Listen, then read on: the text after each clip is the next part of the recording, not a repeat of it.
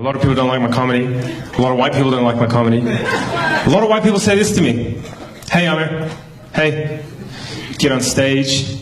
You make your jokes about white people. You say white people this, white people that. What if I did something like that? Huh? What if I got on stage and I said, yeah, black people are like this. Muslims are like that. You'd probably call me a racist, wouldn't you?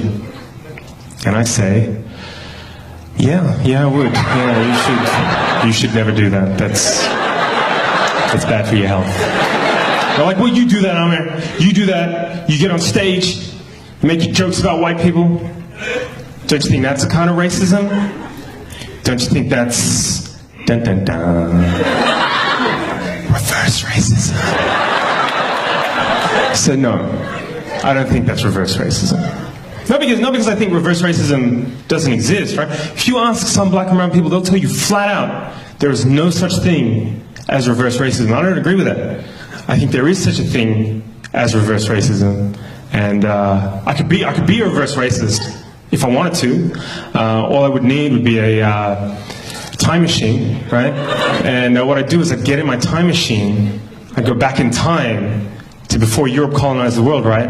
And I'd convince the leaders of Africa, Asia, the Middle East, Central and South America to invade and colonize Europe, right? Just occupy them, steal their land and resources, set up some kind of, like, I don't know, trans-Asian slave trade where we exported white people to work on giant rice plantations in China.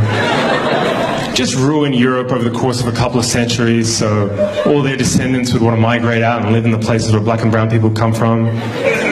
But of course, in that time, I'd make sure I set up systems that privilege black and brown people at every conceivable social, political, and economic opportunity. White people would never have any hope of real self-determination. Just every couple of decades, make up some fake war as an excuse to go and bomb them back to the Stone Age and say it's for their own good because their culture's inferior, and then, just for kicks, subject white people to colored people's standards of beauty, and they end up hating the color of their own skin, eyes, and hair. If, after hundreds and hundreds and hundreds of years of that, I got on stage at a comedy show and said, hey, what's the deal with white people? Why can't they dance? That would be reverse racism. Thank you.